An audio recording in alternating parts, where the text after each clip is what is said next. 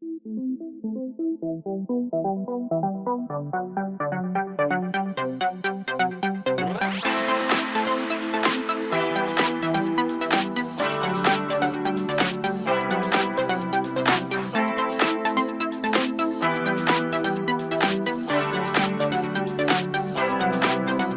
back to Ray's Honest Airgun Reviews. In this episode, I'm going to be reviewing a little profile rifle. These actually shut down quite a bit back because Air Arms bought them out, and they made some very good rifles in the early 90s, and I believe probably, the early 90s right through until 2000, I believe it was. So let's get it on the table. We'll have a quick look at it, and then we'll do the 30-yard pellet test with the 3 different pellets and get her over the chronograph and see what she's doing. So today's rifle on the table is the Falcon Prairie BM. Now, these rifles was bought out in Air Arms and they got discontinued around 2012, I believe. They ran from the early 90s. They started out with the FN models, so there was an FN8, FN12 and FN19. They also come with different stocks. They had a standard stock and they had this beautiful thumb hole light hunter stock. A lot of people remember people like Barry Hearn shooting these NF19 light hunter in the magazines. Then they made, well, actually, I've previously shot an NF12 before. Someone lent it me once. I'm actually going to see if I can get the NF12 back to do that review if he's still got it, because it's got one of the old, the first ever Falcon quick fills with a built-in silencer on it, which is quite neat to see. It was very loud, but it's quite neat to see. So this gun is around 41-inch long, without silencer, and it weighs about 2 kilograms, give or take, maybe a little bit less. And it's a great little hunting rifle. It's very light, and you can carry it around all day hunting. So what we're going to do is we'll start at the end, and then we'll go all the way back again. So the Falcon silencer, this looks a lot like an Air Arms silencer. I think they adapted it for this shrouded barrel that's on this Falcon Prairie. It actually screws in like what the Ripley does. It doesn't screw on. It has a quick fill at the bottom here, which you twist around. You put your probe in and you charge it to 190 bar, and that gives you, I'm going to say, around about 50 shots consistently. This isn't a regulated rifle either. Another downfall of this rifle is the pressure gauge again is at the end, which we don't like to, get down the business end of the barrel, do we? But it's there nevertheless. It has a cocking bolt just here. That's how you cock the rifle. It's once the magazine's in, it's got an 8-shot magazine, which you slide in, which I'll show you in a minute, and a 2-stage, very crisp trigger. It's quite stiff, that trigger, actually, but it's very crisp. It's got stippling on the stock, both around the pistol grip and on the forend, and this is I think it's it looks like a very different shade of beech to me, this. And I have seen walnut ones, but I think this one's a beech one. And I'm not going to lie to you, I don't have a clue who made these either. And I don't know if anyone can tell me where it was made, the stocks, that'd be great. Put it in the comments below. It's fitted with the normal 11mm dovetail mounting system on top just there, so it'll take your normal mounts. And it's got a nice scalloped bit out at the back to make it lighter, and it's got this lovely thumb hole here. The only downfall with this is it's not adjustable. My cheek and scope alignment, I can't rest my cheek on air because the scope's too high and you can't really adjust it. That's one downfall of this stock, although it looks very nice. And also, I wouldn't trust that very much, really. There's not a lot of meat there and probably could be prone to snapping. I've seen a few things on the internet of people where they've been snapped. So this is also fitted with a Walther barrel, and it's about 16 to 50, it's either 15 or 16 inch long inside the shroud here. So I think that's really about it for the Falcon Prairie BM. This one's 22 caliber, so we're going to spin around and we'll do the 30-yard accuracy test with her, so you get a bit of an idea of that. And we've got the GoPro set up down range, so you'll see obviously the target going in, the pellet going to the target. And then once we've decided which pellet's the most accurate at 30 yards, we'll get it over the chrono and see what she's spitting them out at. Right, so let's turn around and have a go.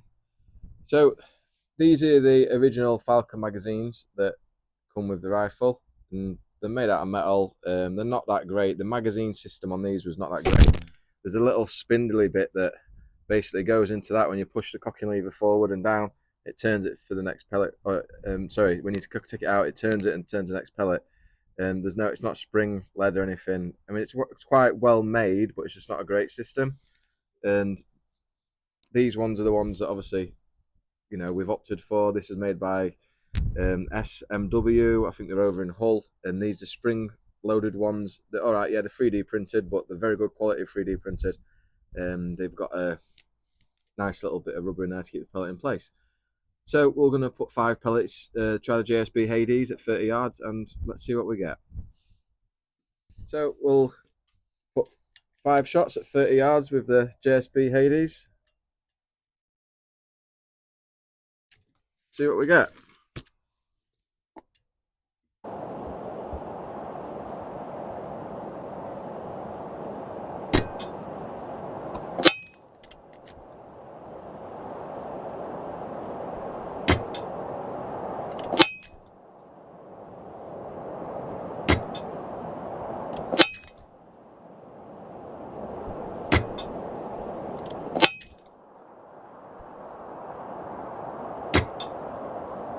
Right, so that's the Hades. Now we'll try the dead centers. Now we'll try the dead centers. See what we get with these.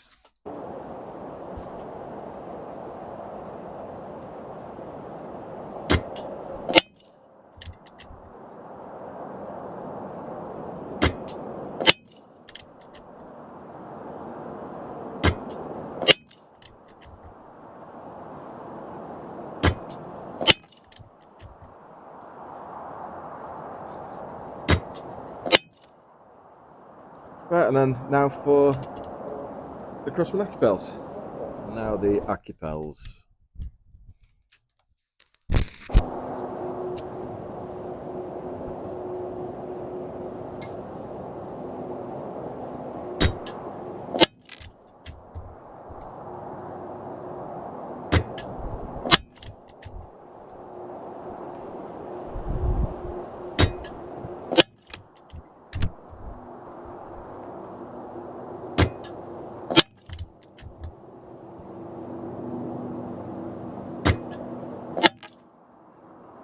Right, so we'll get the card in and we'll have a look what results we've got.